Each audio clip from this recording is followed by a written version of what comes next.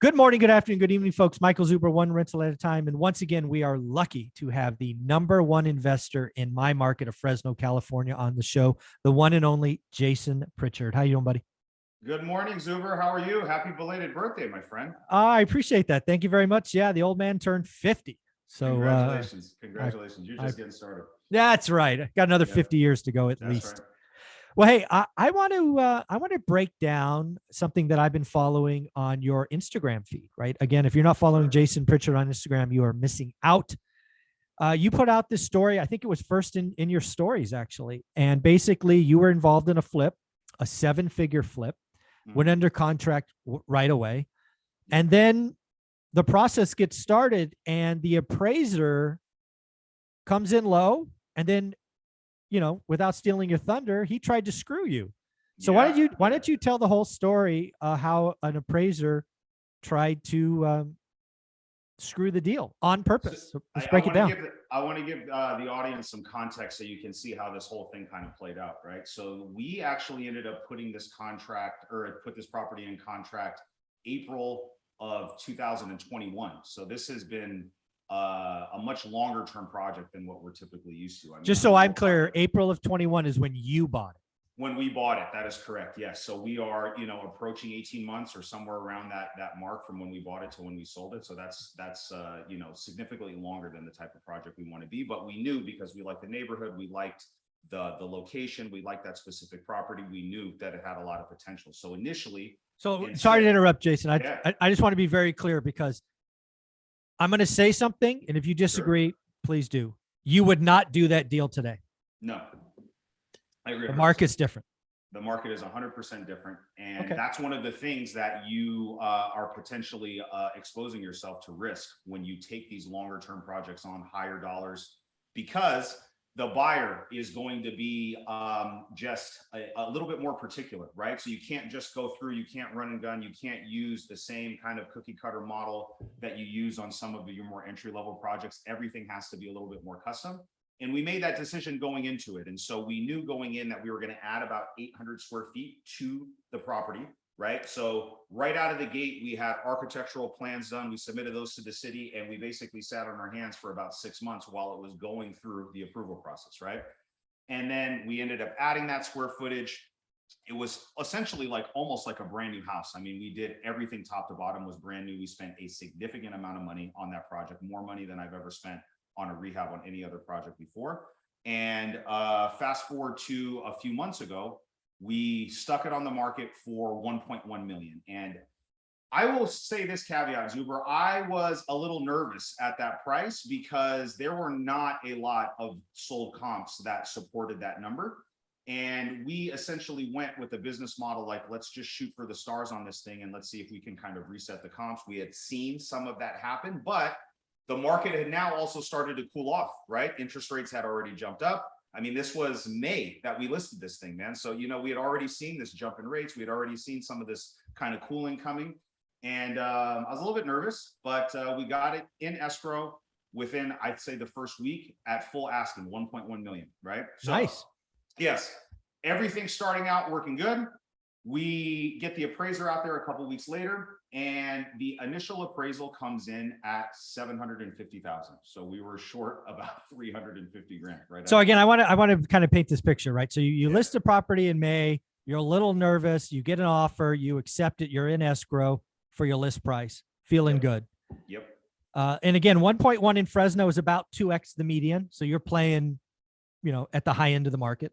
And the other thing about this neighborhood, and you're familiar with it, it's right off Christmas Tree Lane. It's Old Fig. There are some really nice houses. And then there's just some, you know, I don't want to say not so nice, but it's a mix, right? You have like high-end, million plus. You have stuff that sells for 300,000, 400,000, 500,000. And there isn't a lot of activity, as much activity in this price range that we are operating in. So there was some risk involved with this. And we knew, and I would have been fine had the appraisal come in a little short within reason. You know what I mean? Like I was fine with that. And I think everybody that we were working with on this deal, we were okay with that. But $350,000 short was definitely a surprise. Yeah. So I've been doing this a long time, as you know, and I've never seen an appraiser on a home come in. That's almost 40% low. Yeah. So you get this. I can only imagine your first reaction, Yeah. crazy, blah, blah, I was blah. driving and I almost drove my car off the road. Yeah. I thought they were joking. I thought they were playing a joke on me. Did you miss the 800 square feet we added? I did. Yes. I was like, wait a second. Like, what's going on? Like, is blah, it the blah, right blah. house? And yeah. And they were like, no, yes, actually it's 750,000. I hope that you're sitting down because yeah, I was not expecting that at all. Yeah. So let's be clear, at that number, you probably lose money on the deal. A significant amount of money. Yeah. Not a little bit, a lot. Yeah. So a significant. Again, you're willing to believe it's not worth at 1.1, but you also know in your heart it's not 750. I know, yes. So, and I don't know if the guy was just having a bad day. I didn't know at that time. Well, no, I get into your stories. I think the real answer is about to come. So we're going to hit him in a minute. Yep. So then what you do is what I've done a couple of times is you pay for, you ask the appraiser to go back out or a second opinion or whatnot. Yes, we pushed back with the lender and just said, hey, look, listen, I mean, something had to have happened. There's something had to have been missed. Can we please just ask him to go back? Yeah. Yes, exactly. Right. So the same guy goes back out. Same guy goes back out. He reevaluates everything and he comes up to 850. So he found 100 grand. He missed. Found 100,000. He just found it. So he just found it. Showed up. Yeah. Yep. So he was like, okay, so we get to 850, and it just happened to be this round number of $100,000, right? Yeah, it's crazy. And so we are still losing a big chunk of money at 850,000 after considering commissions and closing costs and all and carrying costs and all that stuff. Yeah, exactly. Right. Yeah. We've been holding this thing for a year and a half, and it's still a very tough pill to swallow. And so just by happenstance, I haven't shared this news with anybody. I haven't talked to anybody else about it. We had a partner, and them, EBC Homes, we had a partner on this deal, our agent, and we were the only ones that really knew about the situation. So internally, we were working together to try to figure out what our solutions are. And I get a call from a buddy of mine who happens to be an agent, and he happens to be representing a buyer for another house that I'm selling. But he is representing the buyer, and the buyer is selling a contingent property to buy my house, right? So I have another flip, and he's helping them sell their contingent flip so they can get in, or contingent property to get into my flip, right? Mm-hmm. So he calls me up and he goes, hey, and he knows that I'm working on this other house. And so he goes, hey, dude, I've got a really crazy story to tell you. And I said, what happened? And he said, I met an appraiser out at my client's property, the contingent one, not the one that we're buying. And he's doing an appraisal. And, just like a good agent does, he goes out there, he has comps, he meets him, he tries to chat up the appraisal, build some rapport, and, just do his thing. And the appraiser he just starts going off on investors. And he just starts talking about how he thinks all investors are greedy.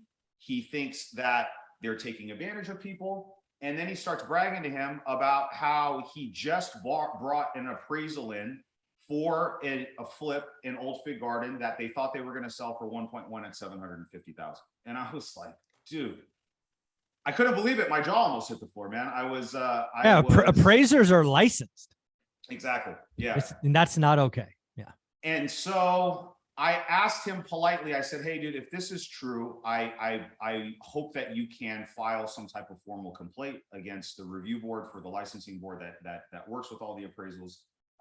And then I went and told my partners on the deal, and we eventually ended up going, we talked with the buyer's agent. We were very lucky that the buyers really, really wanted this property, and we had thrown all options out there, right? We had discussed possibly them bringing some cash, us bringing the price down. We talked about a bunch of different things, and ultimately they decided to move over to another lender, and another lender was able to work with them. They had another appraiser go out about a couple weeks after I found out about the story about the first guy, and that appraisal came in at full asking value. So yeah, so there's a couple of things. Again, this is a people business, and people are going to surprise you all the time, good or bad. This appraiser needs to lose his license. It just does. I agree with you. It's just that they hold so much power in just this one aspect of the transaction, right? And I think when you have somebody like that cannot operate from an unbiased opinion, right, and they're letting their own personal feelings interject into this type of transaction, I mean, if I was not a seasoned investor and I did not have already dealt with highs and lows of dealing with this business for the last 8 years, I mean, this could be a very, very tough pill to swallow for somebody that comes in and that's new. And so the fact that somebody like this is out there playing games like that, man, it's just really sad. And, you know, it goes back to mindset. It goes back to a lot of the experiences that I've had over the years to not let this negatively impact all the other things that we have going on, because we've got 20 other projects going on. Yeah. Right. And so yeah, they could have just, we can't just curl up in a ball and, you know, like lay in bed all day and not get back to work. Right. And so, you know, we flex that muscle of knowing and understanding that things, you know, will always typically work out the way that they're supposed to work out in the end. We just have to keep pushing forward and keep fighting and keep looking for all those options. And that's what we did. And ultimately ended up working out, and we sold it late last week. And we did very well on it. And it was a great way to kind of end that story and come out on top, man. It was to bookend it. Yeah. Again, another thing that goes to your credit that everybody should do is keep the communications open with the buyer in this case. Yes. Tell them everything. That was crucial. And I think sometimes people take that for granted, and they think there's almost maybe like an adversarial relationship, or maybe not, but like there's not always a ton of communication like that. Right. Mm-hmm. And our agent, Chris Sissel, did an amazing job of not just working with the buyer, the buyer's agent, the buyer's lender, and keeping everybody together, but also kind of navigating this whole situation with the appraiser and just helping us get this thing across the finish line. So it was, you know, everybody worked their butts off on this thing to get this thing done. And it was a great team effort. Yeah. And it really shows, because again, the reason you had to go to another lender is because that appraiser now is with that house. So you had to go to another lender to start the process again. Yeah, so. Because that other lender unfortunately can't just toss that appraisal out. Yeah, right. You know. Yeah, you can't. Yeah, this one doesn't count. Let's just try it again. Yeah, let's try again. We didn't like that number. Exactly. So, you know, I feel like, you know, I do feel for that first lender. I mean, they did a lot of work to get there, and it's just very unfortunate that. Well, they had a dishonest appraise. I mean, appraisers are supposed to be unemotional, almost robots. We have somebody clearly with emotion, clearly with an axe to grind, and clearly shouldn't have a license. And it's so interesting to see how with one property, we can essentially get 3 different values, right? 750, 850, and 1.1 that are just completely off the board. And so, well, one person did their job and the other one, not so much. That's exactly right. Yeah. That's exactly right. Yeah. Well, do us a favor. What is your Instagram page? Because again, folks, you should be following Jason. He puts the real life stuff out there. What is it? Yeah, it's just my first and last name, Jason Pritchard. And my most recent post on there, guys, is listing pictures of that photo and then a full breakdown. And so if you guys got any questions or comments, man, reach out to me. I'd be happy to share any more insight that I got. There you go. Thanks, bud.